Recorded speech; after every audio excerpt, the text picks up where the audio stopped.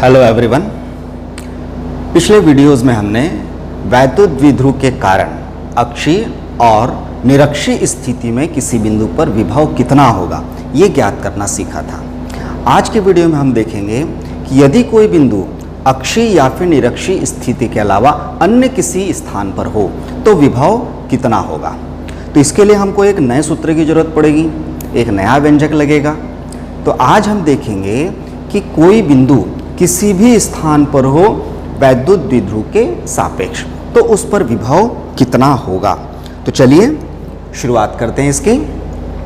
सबसे पहले मान लीजिए AB एक वैद्युत द्विध्रुव है और ये धन Q और ऋण Q आवेश से मिलकर बना है। A पर पॉजिटिव चार्ज है और B पर नेगेटिव चार्ज है। अब मान लेते हैं कि इस द्विध्रुव के मध्य बिंदु से r दूरी पर, कितनी दूरी पर, r दूरी पर कोई बिंदु P इस प्रकार है कि वो यहाँ पर थीटा कोण बनाता है। तो कोण POA बराबर थीटा है। तो क्या माना हमने, AB एक वैद्युत द्विध्रुव है जो धन Q और ऋण Q आवेश से मिलकर बना है और इसके मध्य बिंदु O से R दूरी पर, ये R दूरी है और यहाँ पर कोई बिंदु P है। अब ये जो बिंदु P है अक्षीय स्थिति में भी नहीं है और निरक्षीय स्थिति में भी नहीं है। मान लेते हैं कि इस द्विध्रुव की जो लंबाई है वो कितनी है, 2a है। अब हमें इस बिंदु P पर विभव ज्ञात करना है। तो ये A से P की दूरी हो गई, मतलब धन Q आवेश से बिंदु P की दूरी हो गई और इसी प्रकार माइनस Q आवेश से ये BP बिंदु P की दूरी हो गई। तो जैसे हमने पिछले वीडियो में देखा था, किसी पॉइंट चार्ज के कारण, मतलब किसी बिंदु आवेश के कारण यदि कोई सिंगल चार्ज है तो उसके कारण विभव कितना होता है। तो इन दोनों आवेश, चूंकि ये दोनों बिंदु आवेश है इसलिए इन दोनों के कारण बिंदु P पर विभव कितना होगा। तो सबसे पहले ये हम लिख लेते हैं।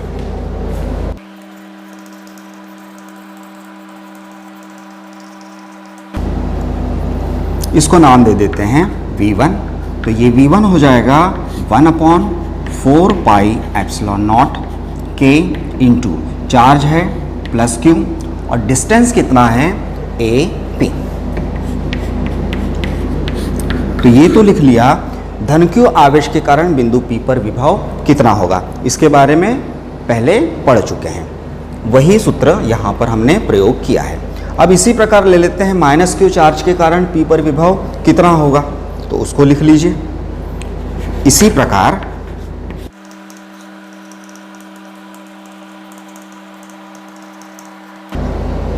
ऋण Q आवेश के कारण बिंदु P पर विभव, इसको नाम दे दिया V2। तो V2 बराबर 1/4 पाई epsilon not K into charge है माइनस Q, तो माइनस Q लिखेंगे अपॉन डिस्टेंस कितना है BP। तो ये BP हो गया। ये समीकरण 2। अब हम पहले भी पढ़ चुके हैं कि विभव अदिश राशि है तो परिणामी विभव ज्ञात करना है बिंदु P पर, तो हम इन दोनों को जोड़ देते हैं। तो आगे लिख लीजिए, अतः बिंदु P पर परिणामी विभव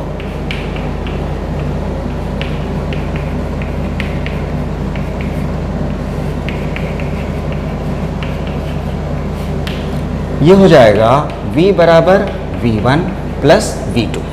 समीकरण 1 और 2 से मान रख देते हैं V1 और V2 का। तो V बराबर मिल जाएगा आपको 1/4 पाई एप्सिलॉन नॉट K इंटू फिर Q अपॉन AP प्लस उसके बाद V2 की वैल्यू ये है 1/4 पाई epsilon not K into minus Q upon BP। अब यहाँ से जो कॉमन निकल सकता है उसको कॉमन ले लीजिए। तो हम यहाँ से कॉमन ले सकते हैं Q upon 4 pi epsilon not K, फिर क्या बचा अंदर, यहाँ पर बचा 1/AP और यहाँ बचा -1/BP। अब यहाँ AP और BP क्या है देखें। AP धन q आवेश से बिंदु P की दूरी है और BP ऋण q आवेश से बिंदु P की दूरी है। अब यदि हमें ये दो दूरियां पता हो जाए तो हम विभव ज्ञात कर सकते हैं। तो ये जो समीकरण मिला इसको अगला नाम दे दीजिए समीकरण 3। अब हम ज्ञात करेंगे AP और BP कितना होगा। तो उसके लिए हम एक रचना करते हैं। बिंदु A और B से ये जो OP रेखा है इस OP रेखा पर लंब डालते हैं। तो यदि O से AP पर जो लंब डाला उसको नाम दे दिया हमने AN। अब B से डालना है तो हमें OP को नीचे की ओर बढ़ाना होगा, तो हम ये इस दिशा में आगे बढ़ा देते हैं। अब B से ये लंब हो गया। अब चूंकि ये कोण थीटा है तो इधर कितना हो जाएगा, ये भी थीटा हो जाएगा क्योंकि शीर्षाभिमुख कोण आपस में बराबर होते हैं। अब यहाँ दो त्रिभुज मिल रहे हैं, एक मिल रहा है आपको AON और ये जो B से लंब डाला इसको नाम दे देते हैं BM। तो दूसरा त्रिभुज मिलेगा BOM। अब इन दो त्रिभुजों पर आ जाए। अब त्रिभुज पहला लिया AON में, AON में यहां पर ये कोण थीटा है और ये 90 अंश का कोण है, तो मतलब ये समकोण त्रिभुज है। तो यहां पर cos थीटा बराबर cos थीटा कितना हो जाएगा, cos थीटा हो जाएगा आपका ON बटा OA, आधार बटा कर्ण। तो आधार है आपका ON और बटा कर्ण कितना OA। तो यहां से ON बराबर लिखा जा सकता है OA इंटू कॉस थीटा। अब OA कितना, O क्या था, AB का मध्य बिंदु, AB का डिस्टेंस 2A, तो OA बराबर ये हो जाएगा आपका A। तो OA की जगह हम लिख सकते हैं A। तो ON बराबर हो गया आपका A कॉस थीटा। अब चित्र देखें, रचना पर आ जाए। अब यदि ये बिंदु P बहुत अधिक दूरी पर हो तो ये जो AP का डिस्टेंस होगा ये लगभग बराबर हो जाएगा NP के। ये डिस्टेंस और ये डिस्टेंस इसको हम लगभग बराबर मान सकते हैं। तो यहाँ पर हम लिख सकते हैं AP बराबर लगभग हो जाएगा NP के। तो लिख दीजिए रचना से AP लगभग बराबर होगा किसके, NP के। अब NP निकालना है हमको, हमें OP पता है, OP बराबर R है, तो NP कितना हो जाएगा, ANP हो जाएगा। यदि हम OP में से ON घटा दें, ON हम निकाल चुके हैं, यदि हम OP में से ON घटा देते हैं तो हमें NP मिल जाता है। तो ये भी लगभग बराबर किसके हो जाएगा, NP OP minus ON, OP minus ON। अब OP का मान, OP है हमारे पास में R माइनस ON कितना निकाला है, A cos theta, A cos theta. तो ये हमने AP ज्ञात कर लिया। अब ऐसे ही BP ज्ञात करते हैं। BP ज्ञात करने के लिए त्रिभुज लेंगे BOM में।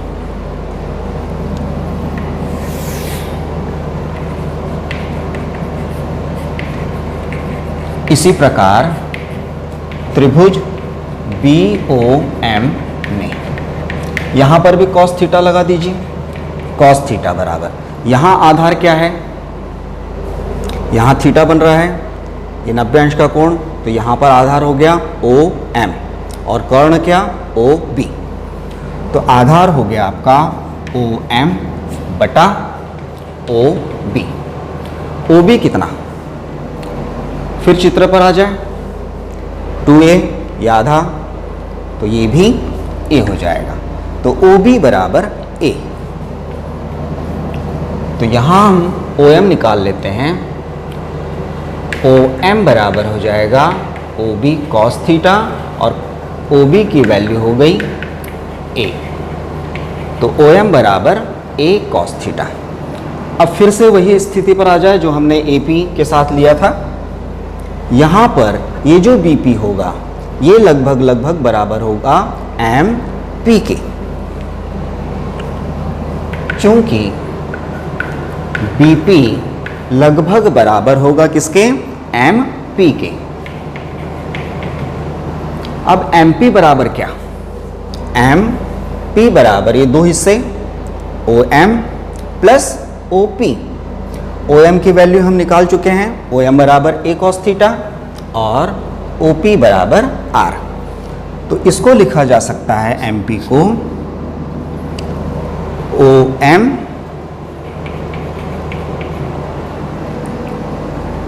OM plus OP, OM plus OP।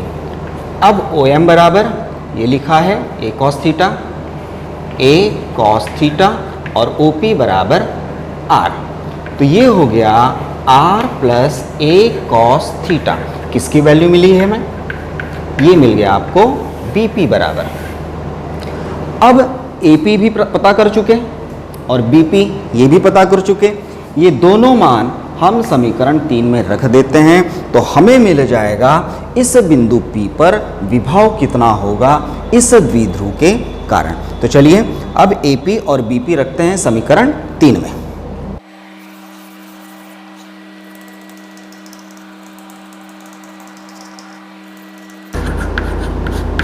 समीकरण 3 पर आ जाए। समीकरण 3 है V बराबर Q upon 4 pi epsilon not K into 1 upon AP minus 1 upon BP। मान रखें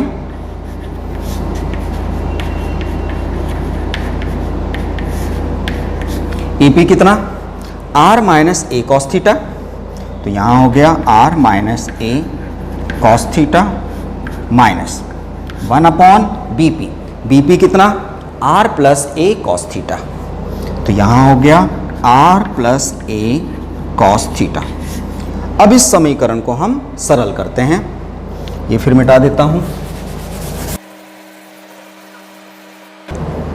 यहां पर एलसीएम ले लीजिए, बाकी राशि एज इट इज जैसी लिखी है वैसे रहने देते हैं। Q upon 4 pi epsilon not K। LCM लिया तो ये हो जाएगा R minus A cos theta into R plus A cos theta. R minus A cos theta into R plus A cos theta. ऊपर R plus A cos theta का गुणा यहाँ और R minus A cos theta का गुणा यहाँ।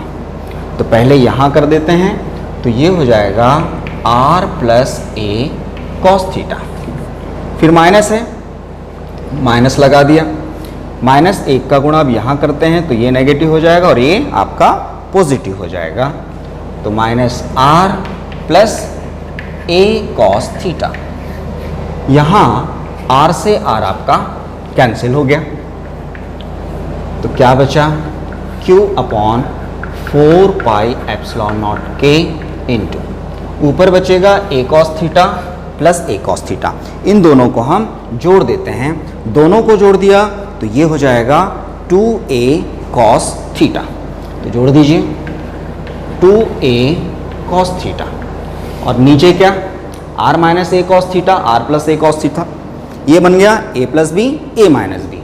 तो A square minus B square लगा दिया तो R square minus A square cos square theta.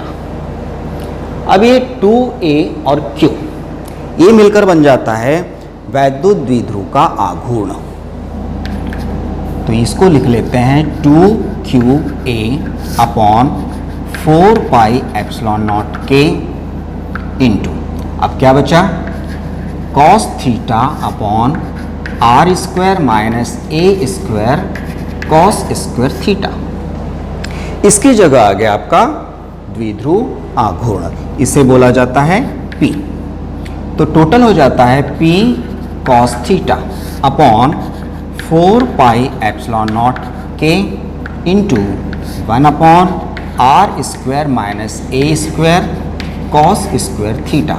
या आप ये भी लिख सकते हैं V बराबर 1/4πε0 k into p cos theta upon r square minus a square cos square theta. तो ये आपका मुख्य व्यंजक है। अब यदि हम मान लें कि ये जो r है, r मतलब बिंदु O से P का डिस्टेंस, यदि ये बहुत ज़्यादा हो तो क्या होगा? ऐसी स्थिति में a का मान बहुत ही छोटा होगा। तो आगे बढ़ते हैं।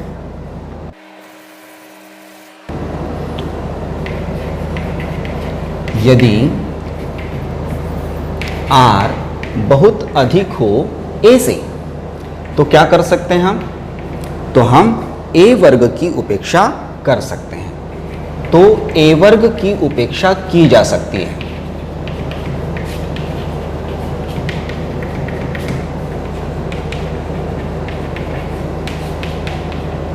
तो उसको छोड़ देते हैं। तब विभव कितना हो जाएगा? तब विभव v बराबर हो जाएगा आपका 1/4πε0 k into p cos theta upon नीचे इतना हिस्सा छूट गया तो यहाँ बचा r स्क्वायर। तो ये आपका अभिष्ट व्यंजक है। तो मुख्य रूप से ये अभिष्ट व्यंजक है जिसकी सहायता से आप किसी भी बिंदु पर वैद्युत द्विध्रुव के कारण वैद्युत विभव की गणना कर सकते हैं। अब चाहे बिंदु अक्षीय स्थिति में हो या निरक्षीय स्थिति में हो या फिर और किसी स्थिति में हो, हर बार आप इस सूत्र को लगाकर वैद्युत विभव की गणना कर सकते हैं। तो हम इसकी जांच कर लेते हैं कि क्या ये अक्षीय स्थिति के लिए और निरक्षीय स्थिति के लिए भी सत्य है क्या। तो यदि कोई बिंदु P अक्षीय स्थिति में होगा, मान लिया अक्ष पर यहाँ पर है बिंदु P। अब ये बिंदु P यहाँ अक्ष के साथ कितना कोण बनाएगा, मतलब AB के साथ कितना कोण बनाएगा? तो यहाँ थीटा हो जाता है आपका 0। अब ये 0 यहाँ रख दिया तो कितना हो जाएगा? cos 0। cos 0 माने 1। तब विभव कितना हो जाएगा? v बराबर 1/4πε0 k into p upon r square. और ये जो व्यंजक है ये आपने पढ़ा था अक्षीय स्थिति के लिए। तो मतलब ये जो व्यंजक हमने प्राप्त किया ये अक्षीय स्थिति के लिए सत्य हो गया। अब निरक्षीय स्थिति पर आ जाए। हमने पढ़ा था निरक्षीय स्थिति में विभव 0 होता है। तो देखें 0 मिलता है क्या। अब अक्षीय स्थिति से अब हम निरक्षीय स्थिति में आ जाते हैं। तो ये बिंदु P यहाँ होगा, तब ये कोण कितना बनाएगा? वैद्युत द्विध्रुव की अक्ष के साथ 90 डिग्री का कोण बनाएगा। अब यहाँ थीटा का मान 90 रख दिया तो ये हो गया cos 90, और cos 90 हम जानते हैं 0। तो जब यहाँ 0 पुटअप कर देते हैं तो टोटल वैल्यू कितनी हो जाएगी? टोटल वैल्यू हो जाएगी आपकी 0। तो ये निरक्षीय स्थिति में पढ़ा था। तो हमने देखा कि जो व्यंजक आज हमने ये प्राप्त किया वो अक्षीय स्थिति और निरक्षीय स्थिति दोनों के लिए सत्य है। इसका मतलब ये किसी भी स्थिति में हम इसका उपयोग कर सकते हैं।